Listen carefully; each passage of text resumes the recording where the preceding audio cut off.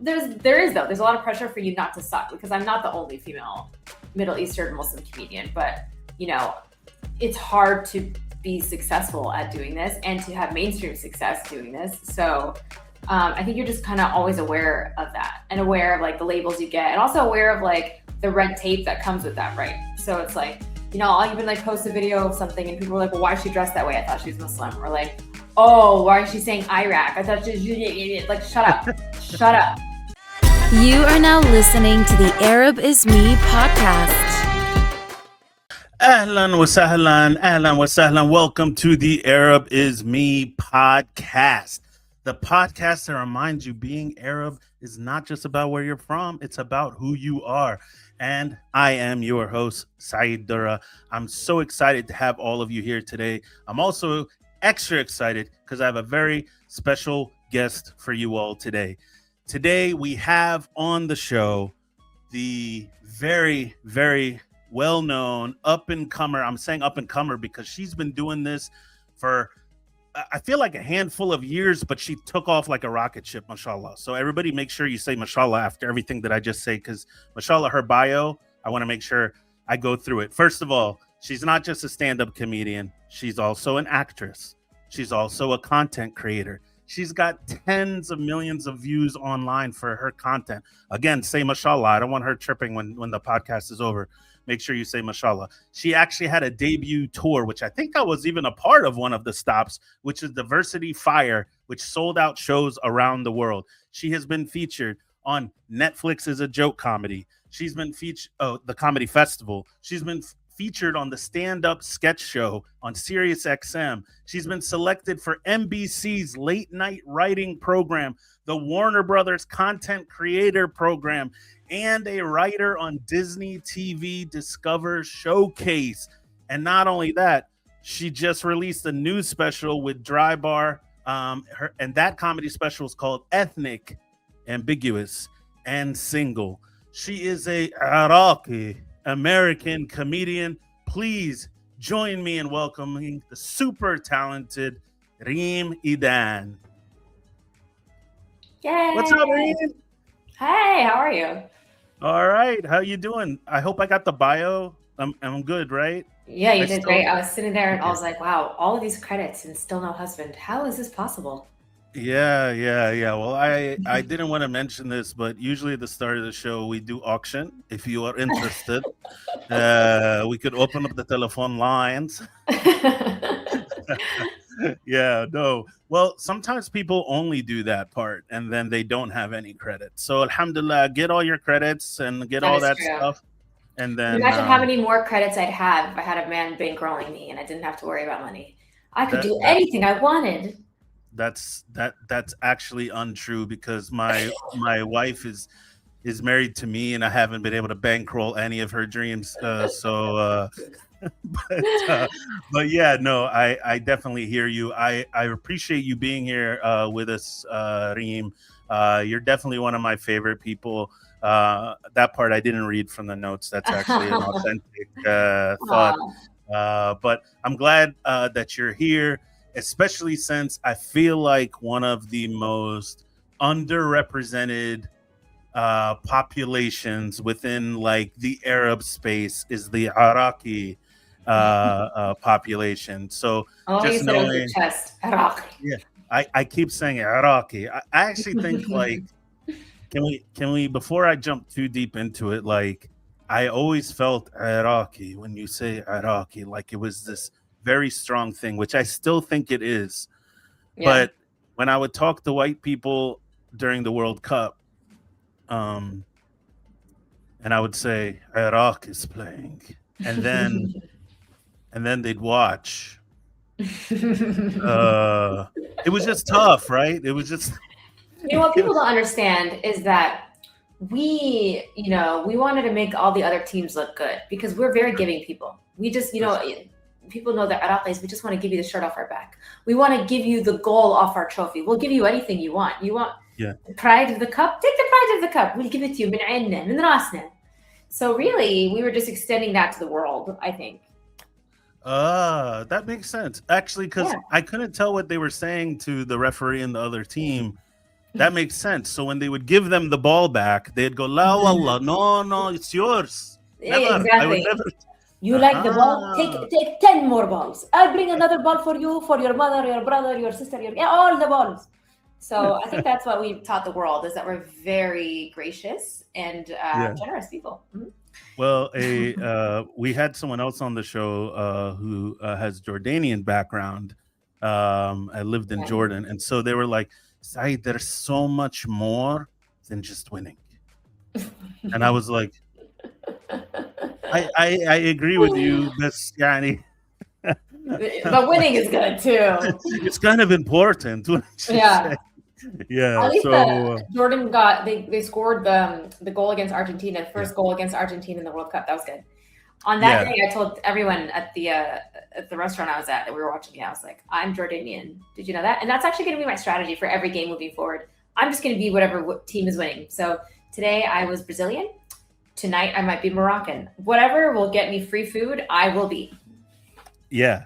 And speaking of food, because this is how I've been starting a lot of our podcast episodes with a lot of guests. I give every guest an opportunity for me to kind of judge them. And what I mean by that is I act like the podcast is very much like you're coming into my home, right? Or I'm coming into your home. Either way, we're having like an azuma or a dinner meetup or whatever it may be.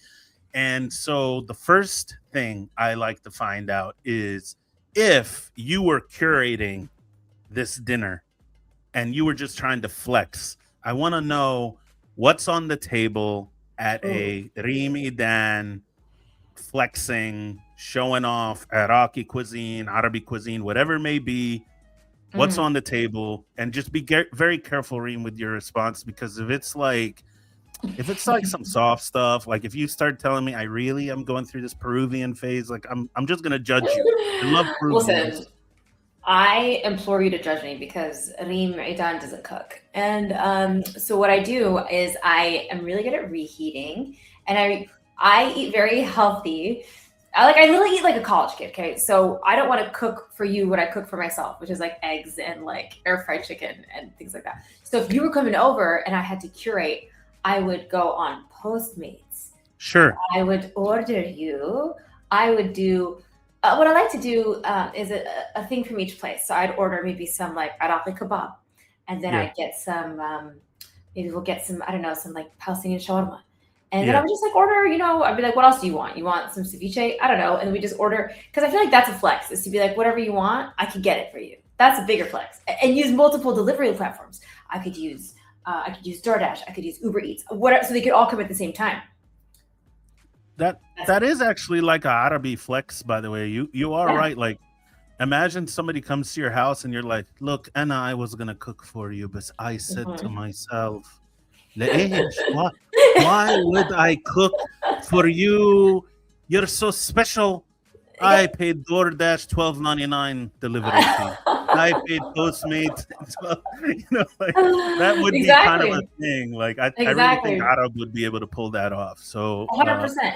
Because we're so materialistic. We're like, okay, it costs so much more money for me to order it. So and I ordered you not one, not 220. So now take some home and take it home in actual takeaway containers. Look at that. So I was in Dearborn, Michigan 3 weeks ago, somewhere like that. I can't remember. It doesn't matter. Nobody knows what time it is. It's a podcast. So anyway, I was there, and and you walk into the supermarket.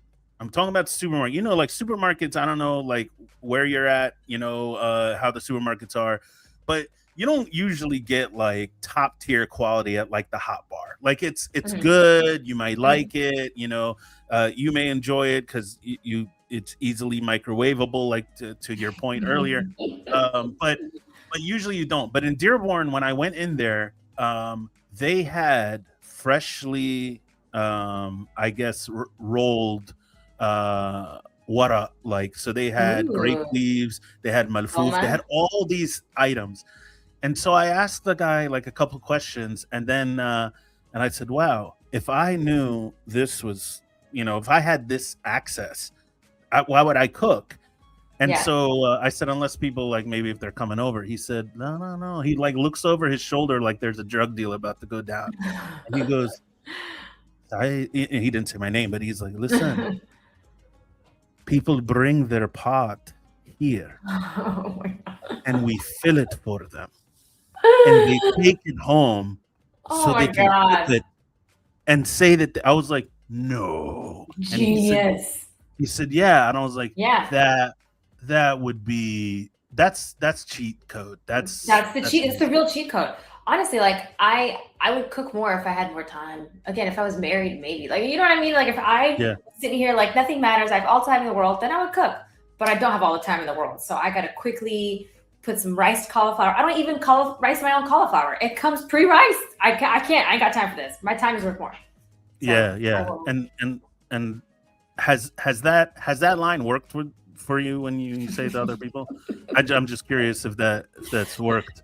I haven't It really had sounds to good. explain. It's like, Yeah. and I know Yeah. into mashallah actress. It sounded very believable. No, the reason why I say that, to be honest, I'm with you. Like, I'm a big foodie and I'm a big, like, I love cooking, but I also Yeah. don't necessarily have all the time in the world. However, Yeah. the reason I said, does that work is usually if you get, I'm not being sexist here, but I'm just going to say the old school, like, auntie, Oh yeah. usually they don't let that fly. They're like, why? How long it take Mhm. to just put a little bit of spices on the lamb, stuff in the Yeah. rice, put in Oh, the you know what's oven, been dying you with go to you? work. Recipe. Yeah, Yep. Yep. yeah. You Yeah. don't you have instant potting? You know, it's like all of a 100%. sudden. Yeah. So I feel like, honestly, I was thinking about this the other day. So I grew up, my parents are from Adel. I grew up in America, and we were like the only ones here, like my immediate family, my mom, my dad, my brother, my sister. So I didn't really have a lot of aunts growing up. I mean, I didn't really have family around me growing up. And then when I was a kid, around the aunties and stuff, I wasn't at a cooking age. And now it's like I don't live in around like my parents and their community and stuff, so it doesn't really come up, is what I'm trying to say. yeah, And when it did, I think they just gave up on me. Even my parents, I think they all just like they just kind of knew. They're like, "There's no point with Reem. Just let it go. Just not yeah. even. We're not gonna pressure her about anything. Just they don't even expect it from me. They're like, go do your clown things. Go." But do they like? Is there any sort of like passive aggressive stuff though? Like when you do say that, like, you know, I got home and I just made a little bit of rice and whatever. Like, is there ever? Oh, that's good. You made it all right. Like, No, do you get okay. that or no?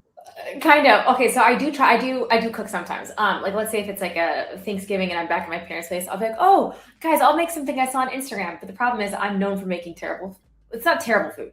It's just that I like to eat healthy, bizarre things. Like I will be like, "Oh, it's chocolate chip cookies made out of butternut squash and chara," and then Yeah, and, and, and like it really is chara. And like I fuck on a lot, but like it's bad. So like nobody wants my cooking. Like, and I'll be like, "Oh, right. I made an alternative." Blah, blah, blah. So they don't let me in the kitchen anyway. I'll just like sometimes make a healthy appetizer or something. And my brother's a really good cook. My sister and my mom. We have better cooks.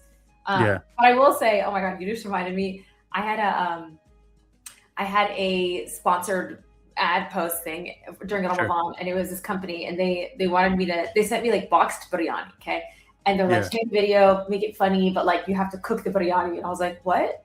You want me to actually cook it? And they're like, yeah. There's like instructions on the back. It's super simple. And I was like, okay, yeah. And then I read it, and it was like, okay, make rice. And I have never made rice in my life, and so I was like, ah. And so it's like use a rice cooker, pressure. I didn't have one of these things, so I literally went to the corner store and I got instant rice, like minute rice or whatever. And so then I made it, and then I made the biryani, and like I posted the video, and everyone was like, "What is that? That's not biryani. What is that? Mashed potatoes?" Because I couldn't understand when the rice was done yet, and so it was super like yeasty and like. Yeah. So at one point, I honestly considered going to the local Indian restaurant and just going to buy some biryani and just pretend I made it, like kind of like with the pots and the dolma that you were talking about, and being like, Yeah. "Here's my pot of biryani." But I just didn't have time, so I was like, "Yeah, whatever." Yeah, it's ugly biryani. Excuse me, it tastes good though. Yeah. Yeah. Well, there's a trick I can teach you. Yeah. So I'm gonna teach you this thing, and it's just you and I talking. Like no one's gonna hear this. So, it's a trick that you can use if you ever try a recipe and it doesn't go right. Is that you create a relative who gave you the recipe, You just fake a relative, and then you look visibly angry at how they disagreed with you on the recipe. So this is how it would look. It would literally be like you can tell it's no Yes. good, and people start Yeah. eating it, and then you just look down and go, I mean, I told Ibrahim, and he said, follow it exactly what I said. And I told him this would happen. I told Hilarious. Ibrahim this would happen. And he said, no, that's how our grandmother used to make it. So I'm sorry. I was trying to do something special. Our grandmother told us about. But Ibrahim, and then you can even make up, be like, I just texted him and said, what do you mean 3 cups? And he said, 3 or 2. Oh my God. Like, when you get really dramatic about how angry you are. I love that. Yeah. So it's just a little trick you can use. I don't know why I've got all the food tricks. So tell me, Reem, I would love to know, obviously Arab is Me podcast. So at some point this is going to come up, the Arab part of it, which is, I'd love to know, tell us about kind of like your bloodline. People may have heard you on various different shows and podcasts and interviews, but like, where are you from? Where is your mother from? Where is her mother from? Like, give us that Arab bloodline.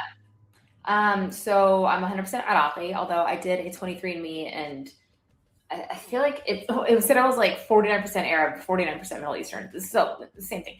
But and then I had like dabbles of like random little like, oh, like a little bit Iranian and like a little bit Japanese and like random things. But for all intents and purposes, I'm Iraqi. Although I think my dad said back in the day we're Syrian, back in the Iraqi for as long as anybody ever wrote it down. And yeah, my mom is from Mansour, which is kind of like an uppity neighborhood in Baghdad. My dad is from Kadmiyah.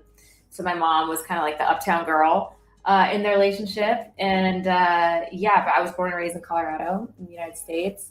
But most of my family, well, now we have different people who live in different, sprinkled here and there. But most of my family is in Iraq and Baghdad. Yeah. Okay, great. So then tell me, like, I know you've mentioned in other interviews that initially you found yourself kind of caught between like 2 worlds, right? Kind of like this Iraqi world and this American world. Yeah. And so I'm curious, because the last couple times I saw you kind of go into detail on that, it's been like 2-3 years. And you were talking about like wanting to like progress and move forward and do new things. So I'm curious, where are you now, and how much do you feel like that Arabness is still kind of like not letting you go potentially, or is that the wrong way to say it even? No, that's a great way of saying it. It's so interesting because it's a daily struggle, might not be the right word. It's a daily discussion I have in my head because, if you look at my social media, it's like even right now at the World Cup, I'm like, oh my God, Iraq's in the World Cup. I have to talk about it. I do feel a sense of maybe not responsibility. I mean, with the World Cup I did, I was like, oh my God, like my people, what a great moment. I've been talking being Iraqi this entire time. Now I can actually show it and like engage with it and whatever. And so that sometimes will conflict with this part of me that's like, okay, like I don't want to just talk about this, So, but then again, like, if not me, who? And, and where else is that representation? So it's a back and forth, tug of war, I should say. In the new material I'm writing, it's a lot more storytelling, things about like my life, what I'm experiencing, etc., that aren't necessarily talking about the Arab experience, but that are still colored in by being an Arab/Muslim, person living in the U.S. So I think it's something I'm still departing from, but that I still keep getting magnetically drawn back towards. It's just who I am. I don't know. But it's something I'm aware of too, because I don't want to alienate an American audience. And right now I was looking at my stats on Instagram and it was like, your number, it changes all the time. But right now, because of all my Iraq content, it's like the number one, all the cities, all my top 5 cities are in the Eastern Hemisphere. All the countries who've watched my top 5 are Eastern Hemisphere, which is cool. But it's also like, I don't want people to think that, oh, she just, speaks to a specific audience. Because if anything, I think I'm more broad in a sense that I'm like, oh, I'm first generation American. Yeah, I might have this specific flavor, but just like anyone else, like, a fluffy character or a Joe Core or whoever, who, they have that identity. I'm, just like them, I can still talk to white or American audiences. So that's kind of my daily battle with it. Yeah. Well, that brings up a question I think I may have even discussed this with you very briefly at one point, which is everything starts happening in Gaza, Mm-hmm. right? And all of social media, I shouldn't say all, that's almost disrespectful because like if it was all, maybe there wouldn't be such an issue. But at least a lot of the brown and Arab and shall we even say like Muslim or maybe even woke content creators start going in about what's happening in Gaza and what's happening in Yemen and what's happening in Sudan. So how does a Iraqi comedian slash content creator not pull out all of their hair trying to think of what their next post should be? And how tough was it? Has it been? Is it, with knowing there's so much, just like a lot of those people who follow you are hurting in some way? Yeah. Did you have those moments where like, am I supposed to be medicine right now, or am I supposed to be sensitive right now? Tell me about that thought process. Well, I think so I can make a general commentary about comedy in tough times, right? I'll do that first. I think that's something that we all kind of dealt with, which is like, am I being tone deaf right now? Is this appropriate for me? Like, what's my role? How am I making things better or worse? And for me, I think my perspective on it is comedy makes things better. I think like we're all dealing with so much inner and external pressure and grief and trauma and psychological issues and generational issues. At any given moment in time, anybody who is Arab is dealing with a lot. And so whether it's what's happening in Gaza now or what happened in Iraq 20 years ago, or what's happening because, your family refuses to acknowledge your XYZ mental issue, whatever it is, like we're all dealing with stuff. And that's the only constant in this crazy world that's always changing. So I feel like comedy to me has been a coping mechanism personally. It's like how I deal with things, even when it comes to things outside of like political, whatever tension, when it comes to like dealing with issues I've had in my entire life, which is like weight loss issues. When it came to that, it's like I embraced being like, a fat, funny kid, because it helped me deal with it and create an identity outside of what I felt was something that was kind of weighing me down. And so, like people need to laugh. Like whether or not you go to a microphone, the world is going to keep turning and whatever's going to keep happening. But maybe if you can bring joy to someone or make somebody laugh and give them a moment of reprieve where they can just forget about it, or like learn, have a different perspective about that issue that might make them talk about something differently or think about something differently. I think it's a net positive. So for me, that's how I had to make that decision at a certain point early on, which was like, okay, is this something I'm going to use throughout? And I said, yeah, it is. I'm going to keep doing comedy and I'm going to keep trying to help however I can, because I do see it as a helping force. And then when it comes to like Iraqis specifically, I think just like Palestinians, it's like we're no strangers to grief, and we're no strangers to war, and we're no strangers to death and all these things happening. So I think like, when shit kind of hit the fan, it just reminded me a lot of like my entire experience growing up and just feeling like helpless and feeling like, oh, another cousin got killed or another uncle got kidnapped or this, that, and that. So I think that gave me a unique experience in understanding like where I fit into all this and not feeling totally taken by the waves of what the masses were saying, if that makes sense. It kind of was like, okay, been there, done that. Like, how is what I say, think, or feel going to impact the world?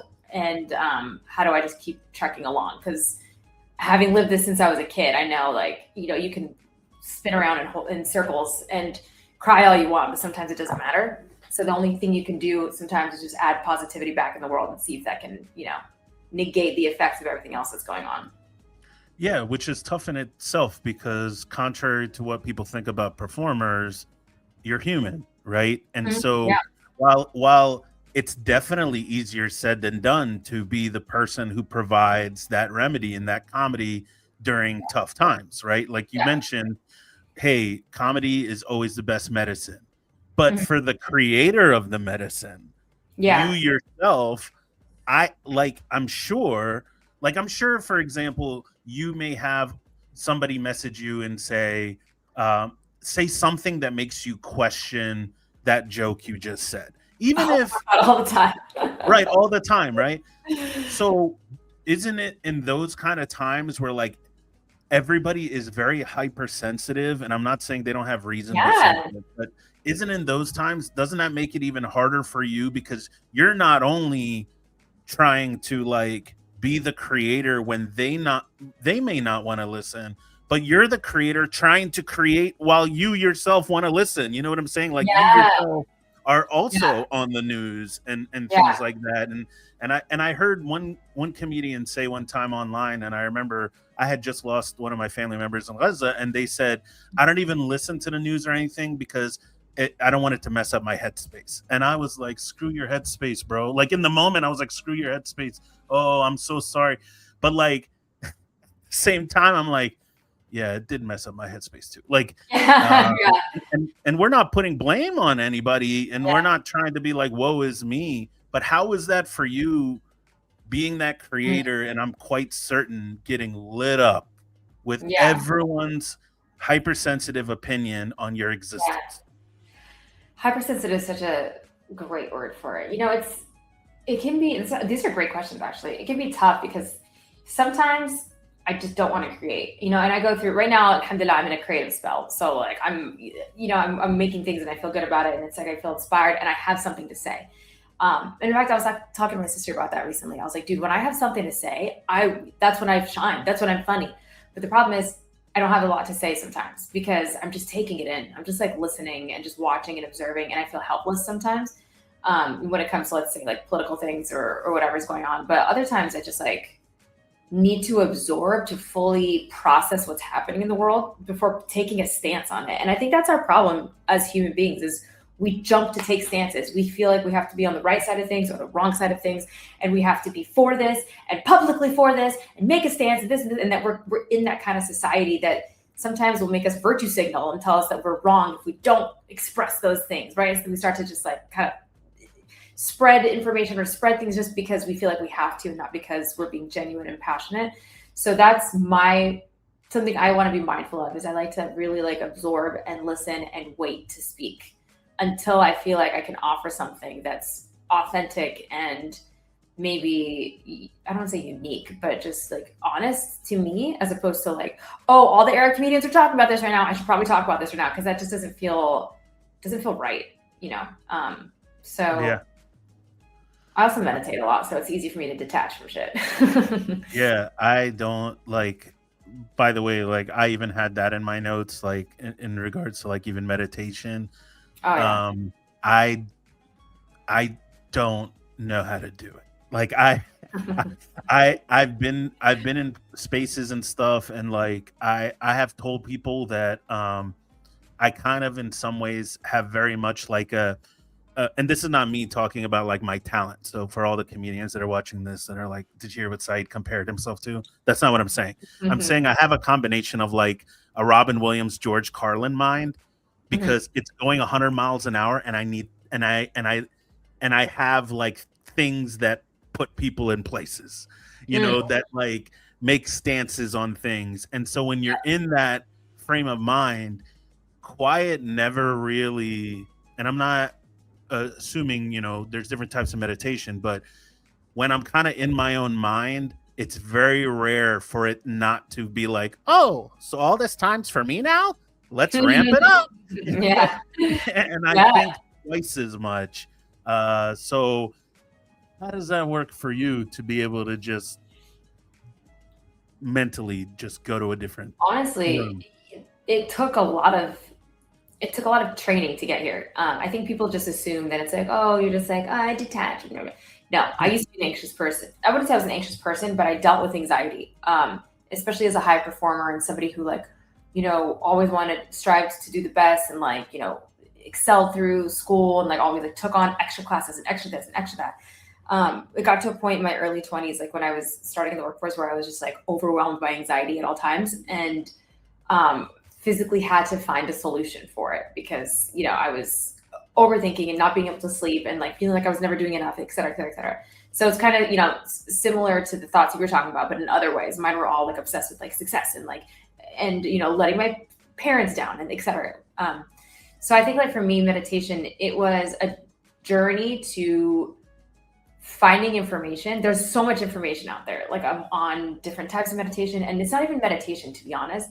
The root of it is emotional intelligence and consciousness, and finding ways to relate to your emotions and understand why you think the way you think and why you act the way you act. And once you have an understanding of it, you're like, oh, okay, so it's a machine and it works this way. And if I feel a certain way, that means this part of the machine has to be kind of tweaked a little bit. And I can do that through XYZ. And meditation is one of those tools that can help you slow down and like detach, even if it's just for a few minutes or a few seconds. So for me, I went to a meditation school. There was like not a school, but they offered kind of like yoga classes. And then I like went to a couple, and I was like, oh, this is cool. And then I started reading a couple books. A book that really helped me was called The Power of Now. Okay. That one is a really good starter book to read because it helps you understand like your ego and like your emotional processes and like how your brain will latch onto things to try to give it a sense of purpose, and you know, where anxiety comes from. And anxiety, you know, comes from, you know, either thinking about the future or worrying about the past. And so you learn to like, oh, like this is how to be present. And a lot of times like people think meditation is a very like Eastern philosophy thing. It really isn't. If you're Muslim and you pray, that's a type of meditation, honestly. Like there's meditations that are chant based, right? So if you think about it, even when you pray Islamically, you're repeating certain surahs. And when you do that and you're like, you know, saying things that are on default, you're kind of out of the experience of thinking and you're just focusing on the prayer. And when you do that, you're actually meditating, because meditating, like I said, it means not focusing on the future or the past, just being in the total present, thinking about what you're saying and doing that one thing. So you can also meditate by riding a bicycle. A lot of times people, whatever it is, like a physical or emotional activity that gets you out of they call it monkey mind, which is when you're like, this, that. It gets you out of that, just lets you settle and be yourself. A lot of time writing comedy is meditation, because you're just in a state of flow where you like lose yourself and then you come back and like, oh, it's been 20 minutes. Where have I been? So that's like, you know, a way to understand the modalities of it is like, okay, what can I do to get out of my own head? Especially when you start to become like a victim to the trap of it, to being like, oh, like I feel a certain way, I think a certain way, and then you can't get out of it. Meditating can help you just for like a couple of minutes, train your brain to detach and get out of it, and then go back to the crazy. The craziness is going to be there when you're done, but then you learn that it's just how you relate to the craziness that starts to change. Yeah, it's funny when you there was one of the events on your tour that I had the honor of joining in. The DC show, Diversity Fire. Yeah, that was fun. And if you ever if you if I don't know if you heard, but I was one of the ones who was sitting with some of the comedians, and so they were like, we're gonna go find Reem, and I was like, hey guys, maybe we just don't find her. And so they're like, it's fine. I was like, what do you mean? They're like, it's fine. She said it's cool. I was like, she can lie too. Like, I hope you all know that like she could easily read the situation and see the like just want for you to be in the room with her, and she will just say sure. And I'm not like, this is not something where like they're gonna go back and watch this and be like, it's true, she didn't want me there. But the question that I'm gearing towards is that did it feel harder while touring during these times and trying to, you know, because people don't necessarily understand that you weren't one of the comedians that just shows up 5 minutes before you go on for your own show and have this huge production team behind you. Like, you're self-producing it. You're doing a lot of this work, and I'm not taking anything away from anyone that helped you on the tour, but did you find yourself needing more and more like recharge time because it was like it was more of like a mental lift for you to be able to give it your best shot. These are awesome questions. These are questions people don't ask me. Sorry. No, I love this. It's because it's better than just like the run of the mill questions. And I like thinking about it because I don't just sit here and ponder it. But now that you're asking this, I'm like, oh, I should know this for myself. I think it did take me more time to recharge. Honestly, like producing your own tour, and mind you, I've been touring for several years. Like, in terms of like being invited to do a show, opening for somebody, maybe having a headline gig here or whatever, here and there, doing colleges and stuff. So I'm no stranger to being on the road and having, headlining a show. But to have your own tour where it has like a title, and I had merch for the first time. I had my Diversity Fire merch. It was awesome, but it was so overwhelming because I didn't realize I had to do everything. Like I have an agent and I have a manager. And so I kind of thought like, together we do the tour. No, it's like, okay, Reem, you design your merch, you order your merch, you make your flyers, you have to talk to the press, you have to like find local organizations, you have to find your openers, you have to pay your openers. You're like, I was like, wait, so what does everybody else do? Like, yeah. But I do it all. So it was kind of overwhelming. And then you're on top of that, you're like freaking out about ticket sales. I had a breakdown. Like my first shows were in Michigan, and I remember like I was crying. I think Dean Edwards called me. And he's a New York comic. He's amazing. I met him at the Dubai Comedy Festival like 5 years ago. And he saw that I was like, touring. He called me. He's like, "How you doing?" And I was like, I don't understand. When I think at that point, I think it only sold like 30 tickets. And I was like, I'm an embarrassment. Like, what's going to happen? And then he like kind of talked me through it and whatever. And I was talking to Mejdi, who's a DC/Dearborn comic. And I was like crying to Mejdi. I was like, it's just so much pressure. And like, I'm a failure. And like, you tie your sense of worth to ticket sales, which it all works out at the end because, people buy last minute just to give you a heart attack. But like, it's emotionally exhausting. It's so emotionally exhausting. You're dealing with logistics and you're dealing with like booking and you're dealing with like making sure like your openers are okay. So yeah, I did in theory want to recharge, but some of the shows I didn't have time to recharge. It was like, go to the next show. Next day I had like, a show in Detroit, and the next day I had a second show in Detroit. And then the next day I went to Chicago. So it's like, after that, I kind of collapsed for 3 days and needed some more time away. But you kind of also adapt in the moment too. Like when we were on tour in Palestine, you don't really have a gap. You just back to back every day. And so part of me just keeps running on that adrenaline, and I don't need to stop, especially because I'm getting energy on stage. Of course, it's like when you're done, you're like, oh, wow, that was a workout. But I also get energy from a workout too. So all in all, both, I think is the answer. But yeah, it was really surprising how much work goes into touring, and I'm about to do it all over again, which is when I come to DC, I would love to have you on my show again. For sure. Yeah. I have had a background on not only like performing, but like producing events for 2 decades, I feel like. And the tickets thing is real. And I will tell you, the advice that I learned is that, like, first of all, it's never as bad as you think, and it's never as good as what the other comedians tell you it is. That's number one. But then the second thing is like, there's too many variables for everything to kind of be the same. And so sometimes when you talk to someone, they're like, "Oh, Reem, you did a show in New Jersey? Huh, that's weird. I had like 300 people in New Jersey for my show. Now we can rank each other." Like there's never, it's never like that. And I also felt like I was just taking advice from so many people. Like before I did my first, like I did a solo tour in my first 2 years, and it was nothing big. It was nothing crazy, like 8 or 9 cities. But for me, I remember speaking to a couple comedians, and they said, "Just keep it fresh. No one likes to hear the same jokes." And I said, "Okay." Yeah. So Reem, you will know, the comedians who are listening may appreciate this, and you'll appreciate this. My first 4 shows, I did 1-hour sets, and I never repeated a joke in the first 4 shows.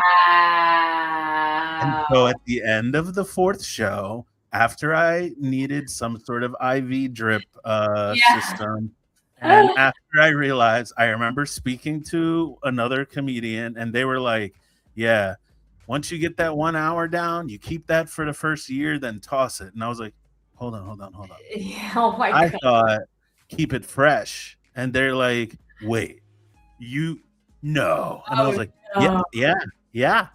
And they're like, "Were the Wow. shows drivable?" And I was like, "Actually, the first four were drivable. There were people who came to multiple shows." Yeah, And so they're like, "All right, well, okay, but never do that again, you idiot. What are you stupid?" that was so aggressive. Oh my god, it's so intense. It was, and I'm not. Notice I didn't tell you how well they went. Yeah, But yeah, I did do that, and it was just a lot of hard work. And yeah, I had like Dave Merhedge on the podcast, and he was like, anybody can want to be a comedian, but it's work. Like you yeah. just have to. Oh, everybody wants to be a comedian. Everybody. By the way, everybody could be a comedian. Everybody Oh, is a comedian, apparently. everybody By is the a way, comedian. Yeah. Oh no. Yeah, they're all comedians. But nobody yeah. does work. That's the Yeah, and so I remember after your show, I remember speaking with my wife, and I said, "Man, I'm gonna keep Reem in my prayers." And she said, "What's going on?" Like, and I was like, "It's hard work." And she said, "Like for the show tonight?" And I was like, "No, just in general, it's hard work." Oh yeah. And I was like, and I said, I don't know if it's a quote or something, if it's very profound, but I said, "She's like swimming up three rivers." And so Wow. she's Thank you for like, acknowledging that, dude. Thank you "Yeah, for I feel like nobody understands. Like I'm like, I don't want to complain here, but like it's a lot and I feel yeah." alone. I feel so Yeah, well, I alone. told her the reason I said Three Rivers is I feel like sometimes Euphrates, Euphrates. I'm just kidding. I feel like sometimes female comedians, especially within the Arab world, I feel like are they feel a little bit more current, a little bit more resistance Mm, on them getting to where they want. I feel like somebody who wants to maintain their identity as a proud Iraqi American mhm. is hard, and I feel Yeah, like being openly talk about being a Muslim on stage yeah, as a Iraqi American female is yeah. hard. And so I was like, so Reem is going against the current in Why did I all do this? three. I should have just talked about boys. No, what you know why I'm bringing it up? Because I actually want anybody who's listening to this to not get psych themselves out that it's impossible. I actually want them Oh, to see evidence that it's possible, but understand it is hard work. And I was hoping maybe you can give some insight on like yeah. do maybe I'm misunderstanding the whole thing, and maybe I'm actually putting labels on things that you think aren't as big of a deal. But for me, those are three big things that Yeah. you have to outperform, if you will, Yeah. whether people consider it fair or not. Do you agree with that? And how has that been for you? Yeah, I think there's a lot of pressure to be okay as a woman. It's always like, the default, like, okay, women aren't funny. So it's like I already have that on my shoulder. The amount of times that people have come up to me, men, like if I do like a random show where I'm just like doing a spot, and they're like, wow, I used to think women weren't funny, but you proved me wrong. And I'm like, great. Wow. Yeah, I was like, oh, what a compliment. Yeah. There's so many shows where people are like, wow, I've never even met a Muslim.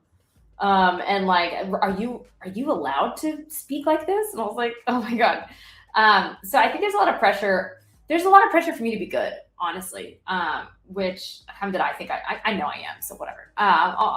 There's a lot of pressure for you not to suck because I'm not the only female Middle Eastern Muslim comedian, but it's hard to be successful at doing this and to have mainstream success doing this. So I think you're just kind of always aware of that and aware of like the labels you get and also aware of like the red tape that comes with that, right? So it's like, I'll even like post a video of something and people are like, well, why is she dressed that way? I thought she was Muslim. Or like, oh, why is she saying Iraq? I thought she was like, shut up.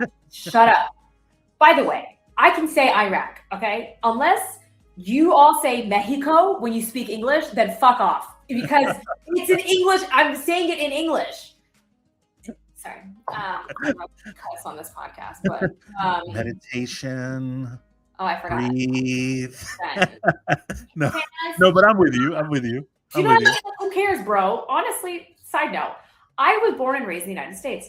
I learned the word Iraq.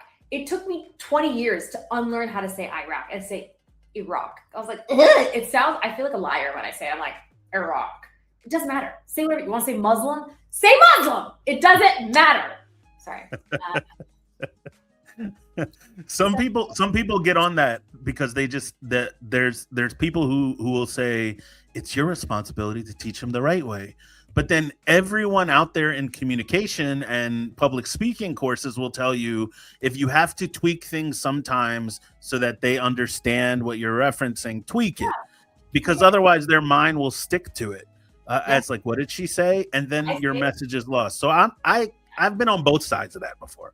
I mean, I say Iraq. I default to Iraq now, but like I noticed I said Iraq at a recent show because it was like in Fort Lauderdale and they're all not my people. And so I was like, let me just give them a little, whatever. And so like I and gun rack, Iraq, yeah. And then that's the clip that you post online, and then everyone goes, what? And so you're like, oh, how am I gonna explain to these people? Guys, no, I just said it for that one joke and also like the crowd. Anyway, it's a lot of pressure. But what was the question? No, really just I was just talking about like being a female comedian, being a Muslim comedian, being an Iraqi comedian, like knowing you actually walked into one of my other thoughts that I had, which was when you just said there's a lot of pressure. And so my question is, pressure from who? Yeah, actually, there is pressure and there isn't pressure because I actually don't care. I think there's if we were to address the reality of things, sure, there's maybe pressure, or maybe just like I feel like I'm held to specific standards, or maybe people feel the need to comment on my existence in a way that I don't feel like they comment on other comedians. But also that's a little bit of my fault because of my subject matter. So if I'm going to talk about being Iraqi and they're like, oh, she's not even a funny Arab, then I guess I kind of brought it on myself. If I were to be a girl up there talking about lipstick shades, then I wonder if they'd be like, get this Iraqi girl off stage. They don't care. So, I do need to take some responsibility over that.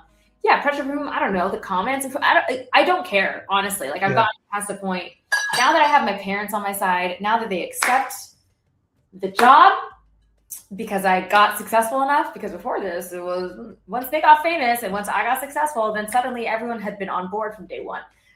So I feel like maybe that was the pressure I had too from just this idea of letting people down, or this idea that I was doing something wrong and not even succeeding at it. So I think it was just kind of this collective judgment. But you're right, from whoever said anything, besides my parents telling me to quit every day, but who? So I think it's like part of it also comes down to like your fears of judgment. So I think that's a great question. Who's saying it? Nobody. And once you can like go past that, you're like, oh, I'm just a comedian. It's fine. And then, you have conversations like this where you're reminded of the bigger picture, sure. But then you just go back to being a comedian. Yeah, for sure. And you had said that I've heard you mention like on interviews and stuff before, like everyone is always curious, like what did your parents think about this and all that. And so I think it's well documented, like kind of that, I guess, surface level, at least documentation for the journey of like, well, initially they said, what are you doing?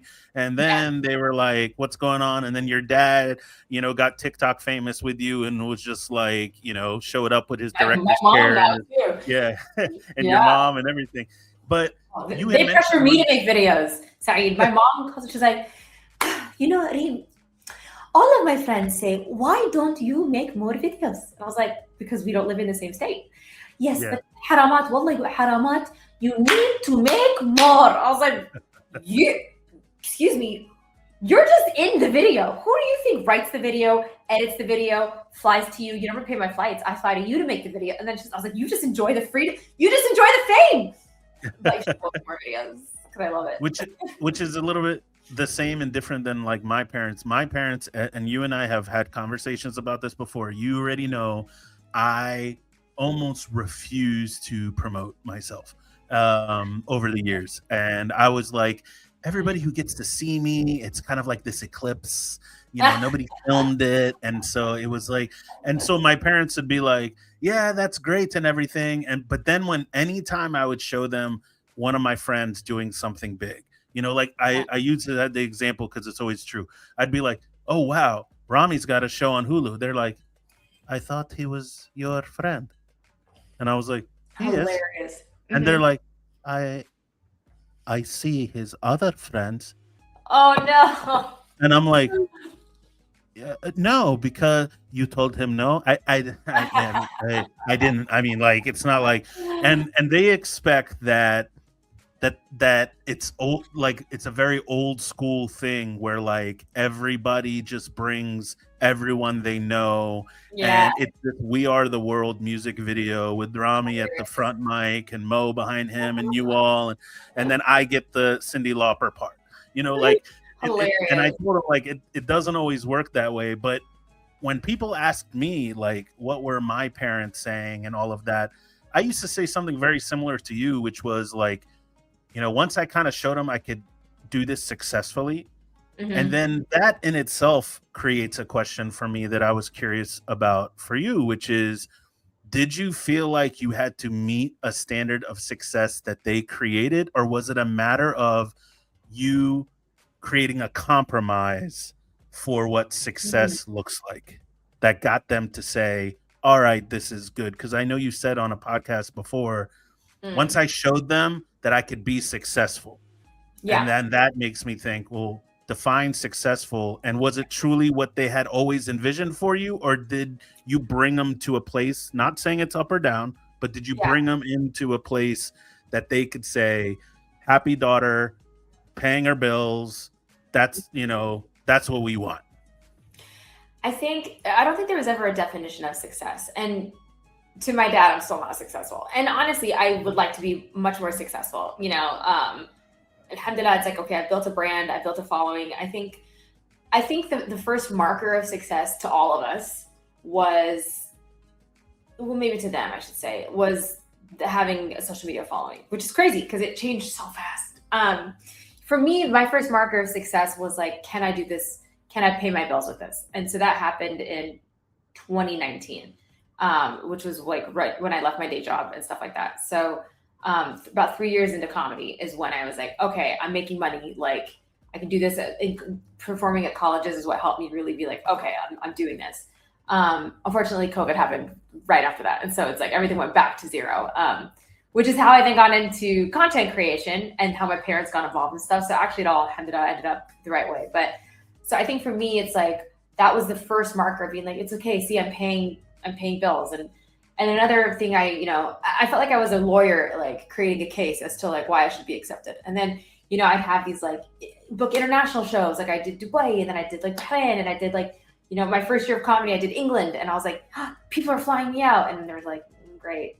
And then I was like, so it was like these little like chips, and it was like, oh, I got into this festival, and I'm doing these things and whatever. And so, but it wasn't really until I got acceptance from, I don't like, it sounds bad saying this, but it's like once I got acceptance from their friends, I think is when their parents really started to be like, oh, okay, oh, we're okay with this. Okay, then if you guys think this is okay, then yeah, we think it's okay. So I think that came with like followers, and my followers, the big upswing I had was in, I think, 2023 is when Mhm. I had one video go super viral, and then that kind of just led to more and more and more.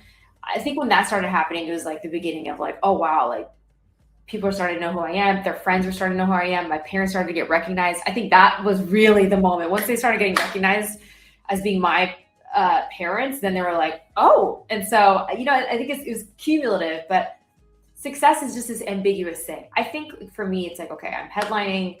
I have some credits, some prestigious credits from like writing, whatever. But I feel like I'm still waiting for my one big break, like my one big TV show, or like my big like writing gig or whatever it is. I think like that will give the sense of security my dad is craving for me, or like the idea that like, okay, like she, has a film she sold here, or she's in this writing room, or she's on this, whatever. I think that'll help them even further solidify it. But as it stands, I think the gist is okay, Reem's good, but it could be better. Right, right. I think as Arabs, we have a habit of running Arab tests in our mind to Mhm. see if the person we're watching gets the full Arab card, or do they get the Arab light card, or do they get the Arab poser card, or do they get the Arab grifter card. There's so many cards, mashallah, that we look to like give out to people. And so I wanted to ask you, have there been times where you feel like you were too Arab for a gig or not Arab enough for the gig, whether that be before, during, or after your performance? Yeah, sometimes I don't feel Arab enough, which is funny because I just recently performed in Arabic. I just toured with a comic and I was opening for him in Arabic, which was, a challenge in and of itself. Yeah. I think that sometimes I feel like I quack like a duck, I look like a duck, but I'm not a duck. And I really think that's my actual identity. It's because, like, my parents are from Iraq. I was born in America. I say Iraq. Like, I really am 50-50. Like, I really am so down the line that sometimes I feel disingenuous being too Arab because I'm like, that's actually not who I am. I love it and I appreciate it. And I speak the language and I read, write, and I do all the things to not be, a sellout or anything. But, sometimes I look at other creators even, and I'm like, oh, you're way more out of than I am. And also, like, keep in mind, I grew up not around Arab family, not around like a lot of Arabs. I grew up in Colorado, the whitest state. So it's like, even like a lot of like the mannerisms or the behaviors I don't have, or the thought processes I don't have. So yeah, I've done some gigs where maybe it's not even the Arabic speaking gigs, but just like gigs where I'm like, oh, you guys are like super in the community, like I've never done like an ISNA, Mastic, whatever it's called event, but I feel like that would be too Arab. I feel like I'd be like, oh, hi guys, like this is a field trip for me. You know what I mean? So, but what's funny is that we as like performers or entertainers or whatever the title may be, we also like want what we don't want, right? Yeah. So like as an example, people could come to you and say, oh, just take out hockey off and just call her comedian, and you'd be like, I noticed you omitted Iraqi. Yeah. And then, but if they say, oh, let's just introduce her as the Iraqi comedian, you'll be like, I noticed you had to add Iraqi. Yep. Always 100%. Yeah, it's always that. It's always that. It really always is. So I don't know. I'm trying to find balance with it, dude. But I don't think people go Filipino-American Joe Coy. I think they just go Joe Coy at this point. Yeah. So that is something I'm being mindful of too, because I am trying to, even in my bios that I send out now, I try not to say Iraqi-American comedian because I'm already positioning myself. It's like, you're going to find out. Like, you don't need me to like delineate it right up top and put an idea or image in your head or separate myself. And I think a lot of growing up, I was like, oh, I gotta be unique. And I am unique. But sometimes I felt like being Iraqi-American or being an Iraqi in Colorado is so unique. And it is, but I'm unique outside of that. So, that's sometimes being Arab is a crutch that I'm trying not to have to rely on anymore to talk about myself. Yeah, I think, the line I always use with everybody is like Muhammad Ali, the boxer, always said like, I never wanted to be the best Muslim anything. Yeah. I just wanted to knock people out and win fights and become the greatest of all time. He never once said the greatest Muslim of all time. Astaghfirullah al-Azim for all the Muslims right now listening. But like that was never in his repertoire. He always just wanted to be the best boxer. And when I see, I'll say this, like when I see you perform, I tell people this all the time. I say like, I genuinely am proud of Reem when she performs. Because I feel like there is a lot of craziness out there and there's a lot of people who put opinions, like for example, the double standard, you can drop an F-bomb and we go, what just happened? But like if I were to drop an F-bomb, they're like, he was a little dirty, but I like him.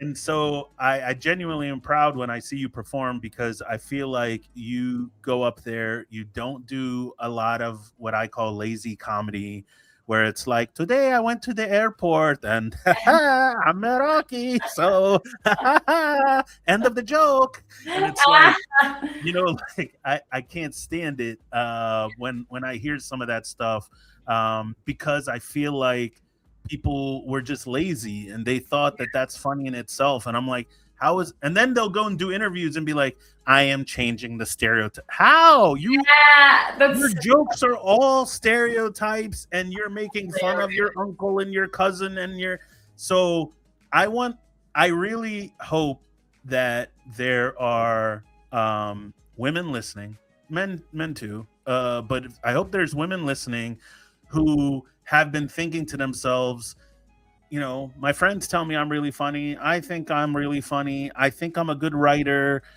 but I don't know if that's kind of something I'd ever want to explore. And so I wanted to not kind of put you on the spot here, but to those people who are listening, who are just like, it's either go the halal life or become like Reem, like, this silly idea that like they have to sell their souls and they have to do this or do that to get into the work that you're doing.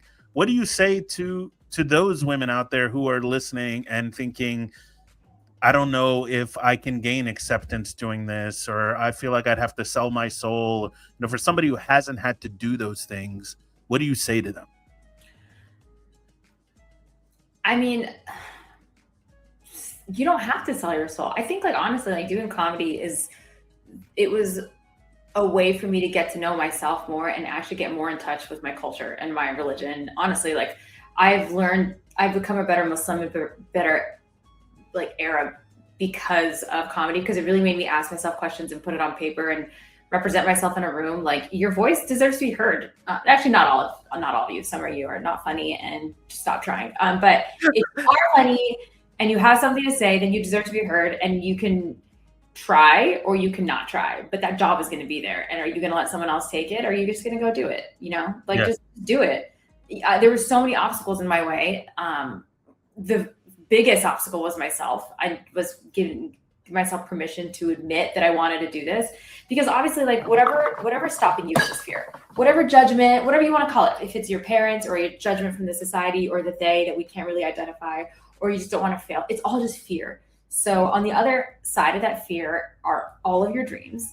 And you don't have to convince yourself or have this like, oh, sell my soul or whatever. That's all BS at the end of the day. Like, just go do it. You don't sell your soul at your day job. Like, that doesn't make any sense. Comedy is a day job at night, but writing is a day job. They're all jobs at the end of the day. Right. So don't let the perception of what this job is stop you from doing it. If you have something to say and you're good and you get some training, then go do it. Absolutely. Well said. So now we are getting towards, we are at the kind of the end of the show, just like this would be the end of the Azuma. Mashallah, we had Reem with us. We microwaved some amazing food, and we had some great conversation. So now we're at the Al-Bab portion. And so just in case you haven't heard what the Al-Bab portion is, for anybody listening, Al-Bab is basically that spot where you feel like you can see freedom after you're done hanging out with your Arab friends, but then 12 other conversations happen literally while you're standing at the door.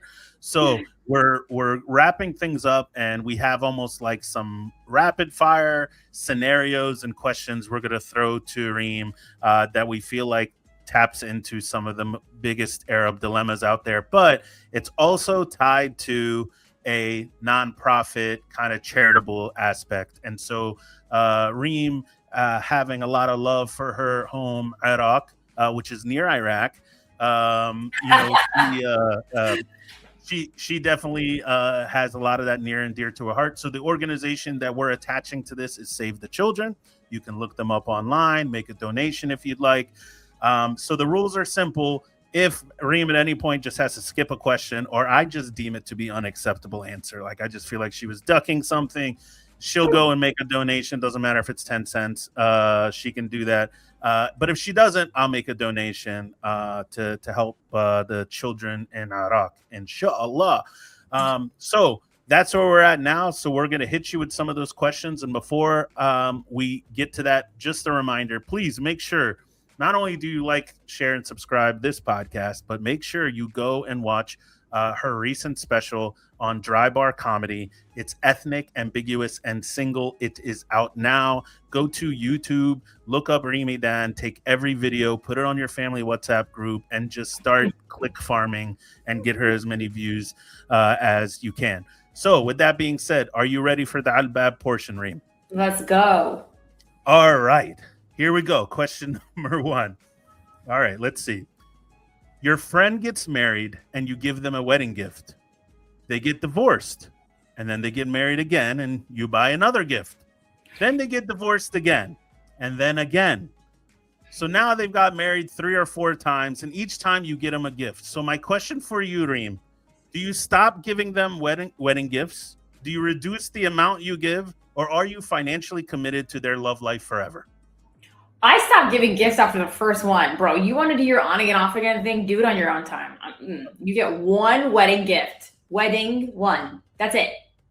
Finally, one of the most honest answers of anybody who's gone. Everybody else is like, that's them to figure out and all that. No. No, keep your drama to yourself. If you're gonna break up, like, all right, great. Like, I don't. First of all, who's going to that second wedding? How do they afford that many weddings? Were they rich? If they're rich, they don't need my money. What is this? And I'm with you. And I don't think I should have to make them like a finance plan just for their love life. So, all right, the next one is, speaking of weddings, how do you decide how much you give someone as a wedding gift, aka Nkut? And is there such thing as Nkut inflation? I feel like across the board, it's $100. That's what I asked for. I was like, how much is it? All right, good. That's a good number. Stupid wedding. Some people think there's Nkut inflation, which means if gas prices are more, they're getting married at the Ritz-Carlton, I have to bump it up. If it were up to me, I wouldn't give wedding gifts, but apparently I think it's stupid. Why are you inviting me to a party and making me pay for my dinner? This is so stupid. I already flew to your stupid wedding. I already flew here. God forbid if it's a destination wedding, I'm not paying. I'm not bringing any gifts. If it's a destination wedding, I paid thousands of dollars to be here to eat these tortilla chips. I'm not paying. You can pay me. That was one of my questions. I asked somebody else and I said, if you're going to a destination wedding, they were like, no, you keep it the same. I was like, you guys are crazy. Absolutely not. I don't care. All right. Whatever you want. Arab question number 3. If someone is interested in you and invites you to a coffee shop, but when you arrive, you notice they already bought theirs, what's your next move? I'd be like, do you want another coffee? We're going to the cash register. Are you good with that? Okay. I'll go. Okay. I'd probably, if he swindled me like that, I'd probably get the coffee because I'm respectful. I would get my own coffee. I would sit down and then I would subtly roast him like the pig that he is and do it in such an intellectual way that he couldn't tell if I was insulting him or not. And then when I get my fill from that, I would leave. So it's over pretty much. You're just going to go through the formality, but there's no chance he can come back from that.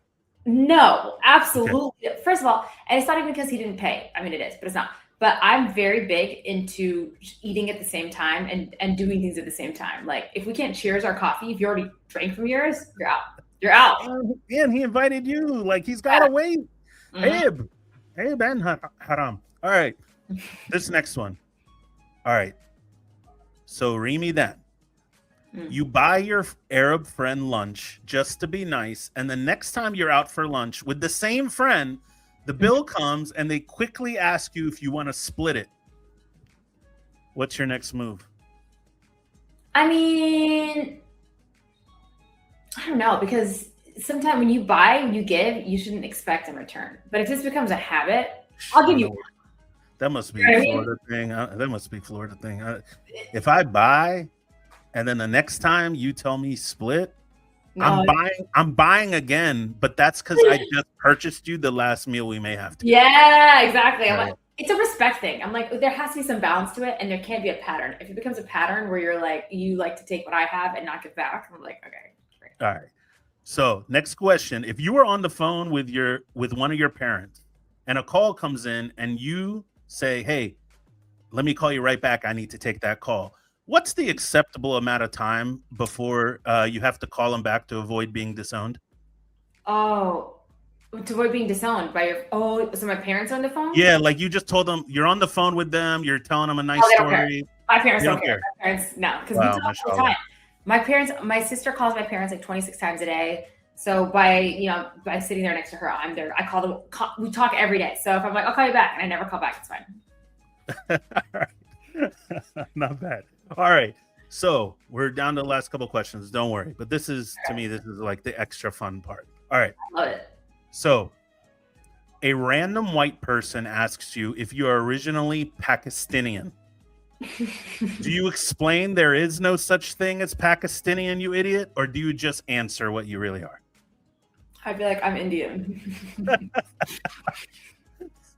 And that's so rude of you not to know that. All right, cool. All right. Oh, this is actually a good scenario because if this ever happens, I'll make sure you get set up for this. You get invited to my mother's house, and after dinner, she hands you a plate of her famous dessert that she spent all day making. But you are so full, and also it doesn't work with your diet. What are you doing? Oh, that's hard. Mm-hmm. And it's my mom, by the way. I didn't say a mom. I said Ooh. my mom. Did you hear what I said? I was like, was it spaghetti? It's like one of Sarah's jokes. Oh, this is hard. It depends on if it's your mom. I'd probably I'd be like, all right, just one bite. I would take one bite if it was your mom. But if I was on a diet and it was in front of parents, I have to take a bite. It's fine. I'll just throw it up. Just one bite? Okay. All right. Because one bite could actually. I love how you just glazed over the bulimic joke that I made. I'm just kidding. Oh no, I didn't even pick up on that. You were going too fast. It, or somebody's gonna think that I'm actually bulimic. Oh. Put up later. Yeah, I probably if it was your mom, I'd be like, okay, fine. You know, this happened to me once at my dentist's office years ago. This Egyptian dentist, he was like, I had just gotten 3 hours. I was getting so many cavities filled, and then I was like, and my mouth hurt. And then as I was leaving, he's like, oh, Reem, somebody brought me these Egyptian cookies. And I was like, okay. And he's like, please try one. And I was like, bitch, I just got cavities filled. I don't want cookies. Yeah. I was like, no, thank you. And he's like, okay. He's like, but you know, Reem, wallah, I think you would really regret not trying the cookie. And this dentist made me take the cookie. And I was like, great. And then I was like, I'll take it home. Thank you. And I walked outside and I threw it in the parking lot. I was like, I take my cookie. Another trick for everybody listening at home, if you ever are in a position where an auntie hands you something and you can't tell her no, the more graphic you can get with why you can't eat it, the better. So just look them straight in the eye and say, this gives me diarrhea. Yeah. And they will take it back from you and they will be kind of disgusted, but they'll appreciate your honesty. 100%. They're like, wow, she opened up to me. Pardon the pun. All right, cool. All right. So next question. We're down to the last couple here, so don't worry. Okay. All right, here we go. You buy your Arab friend a baby outfit for their new baby, but after you walk in and you see the baby, you realize there is no way that big baby is going to fit in that outfit that you bought them. What do you do? I would be like, yo, did I not include a gift receipt? I might have included a gift receipt in this scenario. But if I didn't, I'm like, oh, I think I got the wrong size. I'll send it to you in the mail. I'll get you a new one. I'm telling you, one day, hopefully, you and I and some of our friends will get together and we'll write the Curb Your Enthusiasm Arab version. Yeah. And this should be one of the episodes because there's so many ways that can go wrong where it's like, oh, I'm sorry, I got it 3 to 6 months, but mashallah, and it's like, what do you mean? It's only 2 months old. Yeah. Okay. That's hilarious. All right, cool. All right. So the last one that I have here is if Reem Edan is running an hour late for a dinner and you check your GPS, it definitely says you're an hour late. And then your friend messages you and says, Reem, are you almost here? How far are you? What's your standard response? I got to tell the truth, bro. I hate people who are like, 5 minutes, and then they're like 40 minutes away. I'm just like, yo, just eat without me. I'll buy you some dessert. Just eat without me. I tell the truth. So you're going to tell them the 1 hour? I tell them 1 hour. Why would I be an hour late? What am I, a psycho? Have you been an hour late to dinner? Me? Yeah. I mean, that's a bad example for me because like I'm early to dinners. Like if it's just gathering, like hey, let's hang out and there's no food involved, I've been late. But if it's we're gonna be at a restaurant, I gotta scope out where I want to sit. Like I'm kind of complicated. I said it's the last question, but this is the real last question. This is the question all Arabs really want to know, which is if you are showing off your brand new car to your Arab friends, and after you drive away, you get a flat tire. Is it coincidence or it's 100% evil eye? It might even be me doing I've sometimes evil eyed myself. I've done it. Oops. It's power of manifestation. Yeah. All right. Well, I appreciate you being on the podcast. Please, everybody, just remember you want to follow Reem. We'll have it all kind of in the. It's all just out. Yeah. So just follow Reem. It's at Reem Edan, REEMEDAN on TikTok and IG. Make sure you go search her out. Search for the Dry comedy special. And anything else that you want to plug before we let you go here, Reem? No, just make sure you like, share, and subscribe to Arab Is Me podcast. Awesome. Cool. All right, cool. Well, thank you so much, Reem. We appreciate having you. And thanks everybody else for watching and listening the Arab Is Me podcast. Please make sure you like, subscribe, share, do everything that's required by us for our social media. And we'll see you all on the next episode. All right. Thanks, everybody. Salamat.